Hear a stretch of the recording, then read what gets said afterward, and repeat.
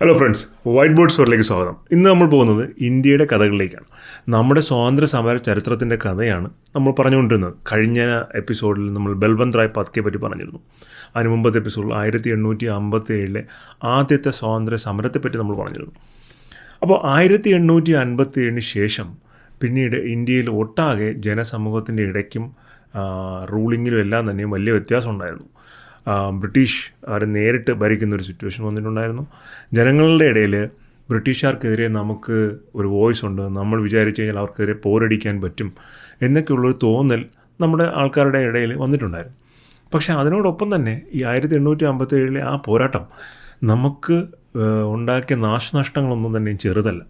U പിയിലും ബീഹാറിലുമായിട്ട് ഏതാണ്ട് 2 ലക്ഷം ആൾക്കാരെയാണ് British പട്ടാളം വന്ന് കൊന്നൊടുക്കിയത്. എന്നാൽ ബ്രിട്ടീഷ് പട്ടാളത്തിനുണ്ടായ മനുഷ്യനഷ്ടം എന്ന് പറഞ്ഞാൽ ഏതാണ്ട് 3000-4000 പേര് മാത്രമാണ്. ആ നോർത്ത് ഇന്ത്യയിൽ ഒട്ടാകെ സാർവത്രിക നാശം ഉണ്ടാക്കുന്ന പല സ്ഥലങ്ങളും പല സിറ്റുവേഷൻസും ഉണ്ടായിരുന്നു ഈ 1857 കഴിഞ്ഞ്. പക്ഷേ അത് 1857 കഴിഞ്ഞ് ഏതാണ്ടൊരു 20 വർഷം തികഞ്ഞില്ല, ഒരു 13 വർഷം 1870 ആയപ്പോൾ ഇന്ത്യയിൽ ഒട്ടാകെ ഈ ഭക്ഷ്യക്ഷാമം ഉണ്ടാകുന്ന ഒരു സിറ്റുവേഷൻ വന്നിട്ടുണ്ട്. അതിനെപ്പറ്റി ഞാൻ നേരത്തെ പറഞ്ഞിരുന്നു. ഇവിടെയുള്ള കർഷകരുടെ ജീവിത രീതിയെ കംപ്ലീറ്റ് തകിടം മറിക്കുന്ന രീതിയിലുള്ള ഭരണ സമ്പ്രദായങ്ങൾ കൊണ്ടുവരികയും ആൾക്കാർക്ക് അവർ ജോലി ചെയ്ത് ഭക്ഷണം വാങ്ങാനോ അല്ലെങ്കിൽ അവരുടെ ജോലിക്ക് കറക്റ്റായിട്ടുള്ള വേതനം കിട്ടാനോ ഉള്ള നിവൃത്തിയില്ലാതെ വരികയും ചെയ്യുന്നൊരു സാഹചര്യത്തിൽ നിന്നാണ് ഈ ക്ഷാമം ഉണ്ടായത്. പക്ഷേ അതിനോടൊപ്പം തന്നെ ഈ ക്ഷാമത്തിൻ്റെയും കാലഘട്ടത്തിലും ഈ ബ്രിട്ടീഷ് ഭരണത്തിൻ്റെ പ്രശ്നങ്ങളുണ്ടാകുന്നൊരു സമയത്തും നമ്മൾ ഇന്ത്യക്കാരുടെ ഒരു മാനസിക ഐക്യം അല്ലെങ്കിൽ നമ്മുടെ ഒരു പോരാട്ട വീര്യം ഉയർത്തിപ്പിടിച്ചിരുന്നത് പല സാമൂഹിക നായകന്മാരുമായിരുന്നു. ബ്രിട്ടീഷുകാർക്കെതിരെ യുദ്ധം ചെയ്യുക അല്ലെങ്കിൽ തോക്കെടുത്ത് പോരാടുക എന്നതിനുപരി ലിറ്ററേച്ചറിലൂടെയും അല്ലെങ്കിൽ സാമൂഹിക പരിവർത്തനങ്ങളിലൂടെയും നമുക്ക് സാധിക്കുമെന്ന് അവർ കാണിച്ചു തന്നിട്ടുണ്ടായിരുന്നു.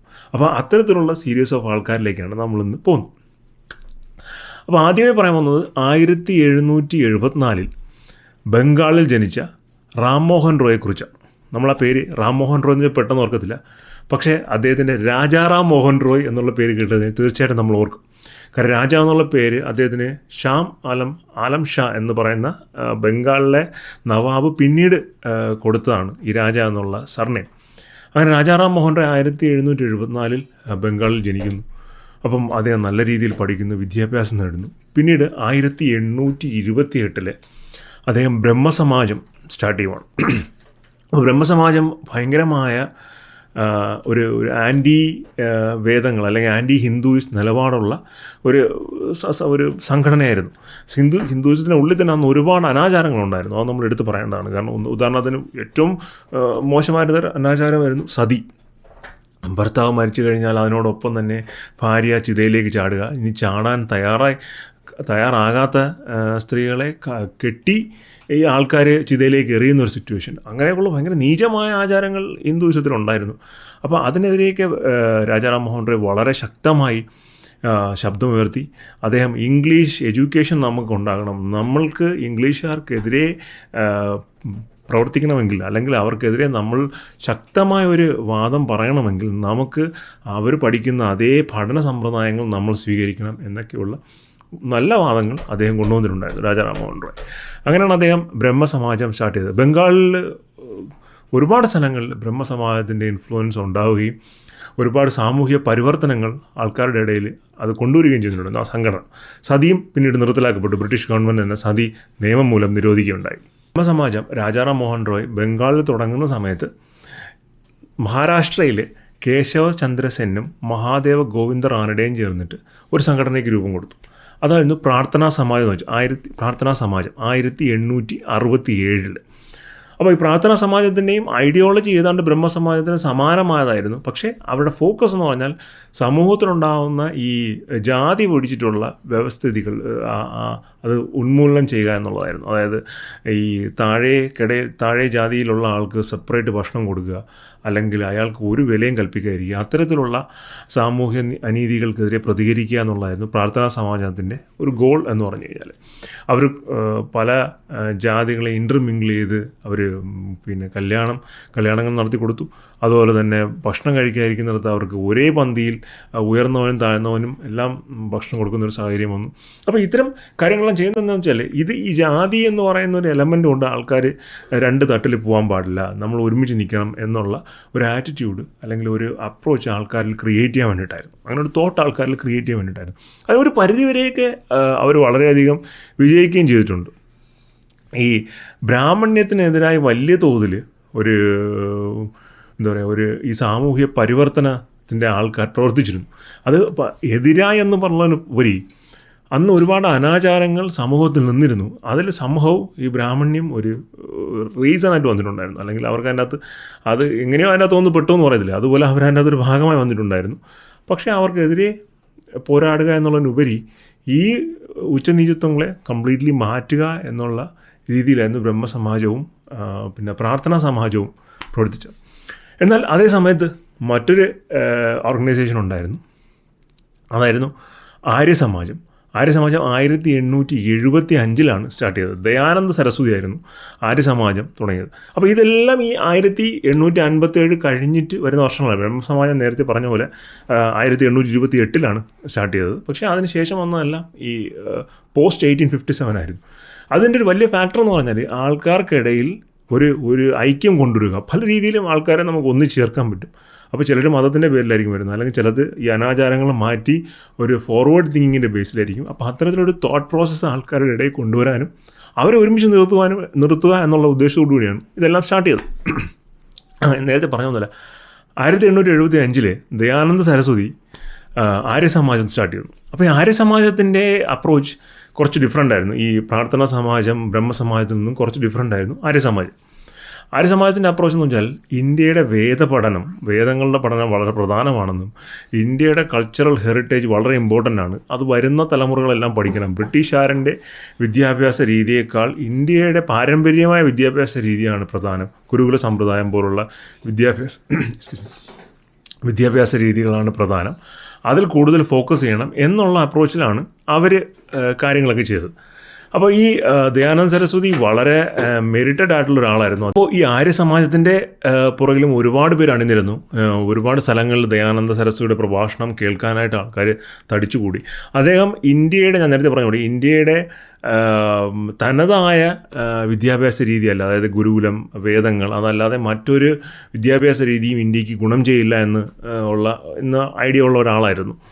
അപ്പോൾ അങ്ങനെ ഐഡിയ കീപ്പ് ചെയ്യാത്ത മറ്റ് പ്രസ്ഥാനങ്ങളെ ഒന്നും ആര്യസമാജം മതിച്ചിരുന്നില്ല. അത് ഒബ്വിയസ്ലി ബ്രഹ്മസമാജം പോലുള്ള സംഘടനകളെ അഫക്റ്റ് ചെയ്യുന്നു. കാര്യം അവർ ഇംഗ്ലീഷ് എഡ്യൂക്കേഷൻ വേണമെന്ന് ആഗ്രഹിച്ചിരുന്ന ആൾക്കാരാണ്. അപ്പോൾ ഈ ദയാനന്ദ സരസ്വതിയെ പറ്റി പറയുമ്പോൾ ഈ ആര്യസമാജം എന്നുള്ളത് മാത്രമല്ല, അദ്ദേഹം പറഞ്ഞ ഒരു വാക്യം വളരെ പ്രധാനപ്പെട്ടതാണ്. ഇന്ത്യൻ സ്വാതന്ത്ര്യ സമര ചരിത്രത്തിൽ, അല്ലെങ്കിൽ നമ്മുടെ സ്വാതന്ത്ര്യ സമര പോരാട്ടത്തിൽ അദ്ദേഹം പറഞ്ഞ ഒരു വാക്യം വളരെ വളരെ വളരെ പ്രധാനപ്പെട്ടതാണ്. അതെന്ന് പറഞ്ഞാൽ അദ്ദേഹം പറഞ്ഞു, ബ്രിട്ടീഷുകാരൻ്റെ ഏറ്റവും മികച്ച ഭരണത്തേക്കാൾ നല്ലതാണ് ഇന്ത്യക്കാരൻ്റെ ഏറ്റവും മോശപ്പെട്ട ഭരണം. എന്ന് പറഞ്ഞാൽ നിങ്ങൾ ബ്രിട്ടീഷുകാർ നല്ല ഭരണം തരുന്നു എന്ന് പറഞ്ഞാൽ നമ്മളെ പറ്റിക്കേണ്ട കാര്യമില്ല, ഞങ്ങൾ തന്നെ നമ്മളെ കാര്യങ്ങളൊക്കെ നോക്കിക്കോളാം. ഞങ്ങളെ ഏറ്റവും മോശമായിട്ട് ഭരിക്കുകയാണെങ്കിൽ നിങ്ങൾ ഏറ്റവും മികച്ച ഭരണത്തെക്കാൾ നല്ലതായിരിക്കും അത് ഞങ്ങളുടെ മോശം ഭരണം എന്ന് വളരെ ശക്തമായ രീതിയിൽ അദ്ദേഹം വാദിച്ചാണ്. ഇത് ഈ ദയാനന്ദ സരസ്വതി ആയാലും ശരി, രാജാറാം മോഹൻ റോയ് ആയാലും ശരി, കേശവചന്ദ്ര സെൻ ആയാലും ശരി, ഇതുപോലുള്ള സാമൂഹിക പരിഷ്കർത്താക്കൾ അവരുടെ ഐഡിയാസ് മുന്നോട്ട് വയ്ക്കുമ്പോൾ അതിൽ ഉടനീളം മുഴച്ചു നിന്നിരുന്നൊരു സാധനം എന്ന് വെച്ചാൽ ഇന്ത്യ എന്നുള്ള ഭാവമായിരുന്നു. ശരിയാണ്, പല ആൾക്കാർക്കും പല ഐഡിയോളജി ഉണ്ടായിരുന്നുവെങ്കിലും എന്തിനു വേണ്ടി ഇതൊക്കെ ചെയ്യുന്നു? ഇന്ത്യ നന്നാകണം, നമ്മുടെ ജീവിതം നന്നാവണം, നമുക്ക് ബെറ്റർ ആയിട്ടുള്ള സിറ്റുവേഷൻസ് വേണം എന്നുള്ള ഒരു തോട്ടും കൂടെ ഉണ്ടായിരുന്നു. അത് ഇതിൽ പ്രവർത്തിച്ചിരുന്ന, അല്ലെങ്കിൽ ഇതിൽ പ്രവർത്തിക്കാനായി മുന്നോട്ട് വന്ന ആൾക്കാരെയും ഇൻഫ്ലുവൻസ് ചെയ്തിട്ടുണ്ട്. അപ്പോൾ ഇവരുടെ എല്ലാം പേര് നമ്മൾ പറയുമ്പോൾ മറന്നുകൂടാത്ത ഒരു പേരാണ് 1863 കൊൽക്കട്ടയിൽ ജയിച്ച നരേന്ദ്രനാഥ് ദത്തൻ നല്ല രീതിയിൽ പഠനം പൂർത്തിയാക്കുകയും പിന്നീട് അദ്ദേഹം ലോകം മുഴുക്ക സഞ്ചരിക്കുകയും ഇന്ത്യയെപ്പറ്റി സംസാരിക്കുകയും ചെയ്തു. അദ്ദേഹം 1893 ഷിക്കാഗോയിൽ നടത്തിയ പ്രസംഗം ഇന്നും പല ജേർണൽസും റെഫർ ചെയ്യാറുണ്ട്. പെട്ടെന്ന് ആ പേര് കേൾക്കുമ്പോൾ, നരേന്ദ്രനാഥ് ദത്തൻ എന്നുള്ള പേര് കേൾക്കുമ്പോൾ പലർക്കും കണക്ട് ചെയ്യാന്നുണ്ടാവില്ല. പക്ഷേ അദ്ദേഹത്തിന് ശരിക്കുള്ള പേര് കേട്ട് കഴിഞ്ഞാൽ ലോകത്ത് അദ്ദേഹത്തെ അറിയാത്തവരായി വളരെ ചുരുക്കം പേര് കാണത്തുള്ളൂ. ആ പേരാണ് സ്വാമി വിവേകാനന്ദൻ. കൽക്കട്ടയിലാണ് ജനിക്കുന്നത്, നല്ല രീതിയിൽ പഠിക്കുന്നു. പിന്നീട് ഞാൻ നേരത്തെ പറഞ്ഞ പോലെ അദ്ദേഹം ലോകം മുഴുക്കെ സഞ്ചരിച്ച് ഹിന്ദുയിസത്തിനെ പറ്റി സംസാരിക്കുന്നു, യോഗയെപ്പറ്റി സംസാരിക്കുന്നു, ഹിന്ദുയിസത്തിൻ്റെ ഭയങ്കര ഡീറ്റെയിൽ ആയിട്ടും ഡീപ്പായിട്ടുള്ള ഇൻസൈറ്റ്സിനെ പറ്റി സംസാരിക്കുന്നു. രാമകൃഷ്ണ പരമഹംസരുടെ ശിഷ്യനായിരുന്നു. രാമകൃഷ്ണ മിഷൻ അദ്ദേഹമാണ് സ്റ്റാർട്ട് ചെയ്തത്. എല്ലാ റിലീജിയൻസിലും നന്മയും തിന്മയും ഉണ്ട്, നമ്മൾ മനുഷ്യൻ്റെ നല്ലതാണ് ഫോക്കസ് ചെയ്യേണ്ടത് എന്നായിരുന്നു രാമകൃഷ്ണ മിഷൻ്റെ ഒരു ഐഡിയോളജി. അതായത് നിങ്ങൾ അമ്പലത്തിൻ്റെ അകത്ത് അമ്പലം അടച്ച് ദേവനെ മാത്രം പൂജിച്ചിട്ട് കാര്യമില്ല, പാവപ്പെട്ടവന് ചോറ് കൊടുക്കാൻ കൂടെ നിങ്ങൾ തയ്യാറാവണം. ദേവനെ നിങ്ങൾ പൂജിക്കൂ, നിങ്ങൾ അദ്ദേഹത്തിന് പൂവും ചന്ദനവും കൊടുക്കൂ, പക്ഷേ ചോറ് അത് പാവപ്പെട്ടവന് വിശക്കുന്നവന് കൊടുക്കാനുള്ളതാണ് എന്നുള്ളതായിരുന്നു അദ്ദേഹത്തിൻ്റെ ഐഡിയോളജി. അങ്ങനെ അദ്ദേഹത്തിൻ്റെ ആ പ്രസംഗം 1893 അദ്ദേഹം ഷിക്കാഗോ നടത്തിയ പ്രസംഗം ഭയങ്കര വേൾഡ് ഫേമസ് ആയിട്ട് ഇന്നും പല സ്ഥലങ്ങളിലും റെഫർ ചെയ്യപ്പെടുന്നുണ്ട്. 1902 ഭാരതാംബയുടെ പുത്രൻ നമ്മെ വിട്ടു പോവുകയുണ്ടായി, വളരെ ചെറുപ്പത്തിൽ തന്നെ. അപ്പോൾ അങ്ങനെ ഞാൻ പറഞ്ഞു വന്നത്, ഈ ആൾക്കാരെല്ലാം ദയാനന്ദ സരസ്വതി ആയാലും ശരി, രാജാറാം മോഹൻ റോയ് ആയാലും ശരി, കേശവചന്ദ്ര സെൻ ആയാലും ശരി, സ്വാമി വിവേകാനന്ദൻ, ശ്രീരാമകൃഷ്ണ പരമഹംസർ, അങ്ങനെ എല്ലാ ആൾക്കാരും കൂടെ ചേർന്നാണ് ശരിക്കും പറഞ്ഞാൽ നമ്മൾ വളരെ ദുരിതം അനുഭവിച്ചു കൊണ്ടിരുന്ന സാഹചര്യത്തിൽ ആത്മീയമായി നമ്മളെ മുന്നോട്ട് നയിച്ചത്. വളരെ സിമ്പിളായിട്ട് നമുക്ക് തോന്നും ഇവരില്ലെങ്കിൽ എന്ത് സംഭവിക്കുമായിരുന്നു, പക്ഷെ അങ്ങനെയല്ല. പല സ്ഥലങ്ങളിലും ഒരു യുദ്ധം അല്ലെങ്കിൽ ഒരു പോരാട്ടം കഴിഞ്ഞ് തളർന്നു നിൽക്കുന്ന ഒരു ജനസമൂഹത്തിനെ മുന്നോട്ട് കൊണ്ടുപോയിട്ടുള്ളത് മതങ്ങളും വിശ്വാസങ്ങളും ആത്മീയ ആചാര്യന്മാരും ഒക്കെയാണ്. അപ്പോൾ ആ 850 ശേഷം അല്ലെങ്കിൽ 860 ശേഷം ഒരു 1900 വരെ ഇന്ത്യൻ ജനതയെ ഒരു നൂൽക്കെട്ടിൽ മുന്നോട്ട് കൊണ്ടുപോയത് ഈ സാമൂഹിക പരിഷ്കർത്താക്കളും മതവിശ്വാസങ്ങളും ഒക്കെ ആയിരുന്നു. പലർക്കും പല ഐഡിയോളജി ആയിരുന്നുവെങ്കിലും ഇന്ത്യ എന്ന് പറയുന്ന ആശയം അതിലെല്ലാം തന്നെ ഉള്ളടങ്ങിയിട്ടുണ്ടായിരുന്നു. ആ ആശയമാണ് ആൾക്കാരെ അതിലോട്ട് വരാനും മുന്നോട്ട് കൊണ്ടുപോകാനും സാധിച്ചത്. ഇതിൻ്റെ എല്ലാം ഇത്തരം ആര്യസമാജം, ബ്രഹ്മസമാജം, പ്രാർത്ഥനാ സമാജം, ഇതിൻ്റെ എല്ലാം പ്രവർത്തനം കൂടുതലും നോർത്ത് ഇന്ത്യ ബേസ്ഡ് ആയിരുന്നു. സൗത്ത് ഇന്ത്യയിൽ അപ്പോഴും നമ്മൾ വലിയ രീതിയിൽ ഇത്തരം എലമെൻറ്റ്സ് വന്നിട്ടില്ലായിരുന്നു. ചെന്നൈ, മദ്രാസ് ഒഴികെയുള്ള വലിയ നഗരങ്ങളിലല്ലാതെ കേരളത്തിലൊന്നും അത്രയ്ക്ക് തന്നെയും ഇതിൻ്റെ ഒരു എഫക്റ്റ് നമുക്ക് വന്നിട്ടില്ലായിരുന്നു. നമ്മളവിടെ പലപ്പോഴും ആ ടൈമിൽ പോലും രാജാക്കന്മാർ ഒക്കെ ഭരിക്കുന്ന, നാടുവാഴികളൊക്കെ ഭരിക്കുന്ന ഒരു സാഹചര്യം തന്നെയായിരുന്നു. ബ്രിട്ടീഷ് റൂൾ ഉണ്ടെങ്കിലും ഒരു ലയാസണിൽ ഭരിച്ചു പോകുന്ന ഒരു സാഹചര്യമായിരുന്നു. അപ്പോൾ അന്ന് സ്വാമി വിവേകാനന്ദൻ നമുക്ക് തന്ന, ഇന്ത്യൻ ജനതയ്ക്ക് തന്ന ഒരു നിർദ്ദേശം അല്ലെങ്കിൽ ഒരു മോട്ടോ ആയിരുന്നു ഉത്തിഷ്ഠ ജാഗ്രത എന്നുള്ളത്. എന്ന് പറഞ്ഞാൽ നിങ്ങൾ ആലസ്യം വിട്ടുകൊണ്ടിരിക്കുക, നിങ്ങൾ ഇരിക്കാതിരിക്കുക, നിങ്ങൾ മുന്നോട്ട് നയിക്കുക, നിങ്ങൾ കാര്യങ്ങൾ കൂടുതൽ പഠിക്കുക, മുന്നോട്ട് നയിക്കുക. അങ്ങനെയുള്ള ഒരു വലിയ തത്വം അദ്ദേഹം ഇന്ത്യൻ ജനതയ്ക്ക് കൊടുത്തു. ഒരു വലിയ സന്ദേശമാണ് അദ്ദേഹത്തിൻ്റെ ജീവിതത്തിലൂടെ തന്നെ ഇന്ത്യൻ ജനതയ്ക്ക് കൊടുത്തത്. അത് വലിയ മനോവീര്യം ബ്രിട്ടീഷുകാർക്കെതിരെയും നമുക്ക് വേണ്ടി നിൽക്കുന്നതിനും എല്ലാം നമുക്ക് തരുന്നതിനായിട്ട് സഹായിച്ചിട്ടുണ്ട്.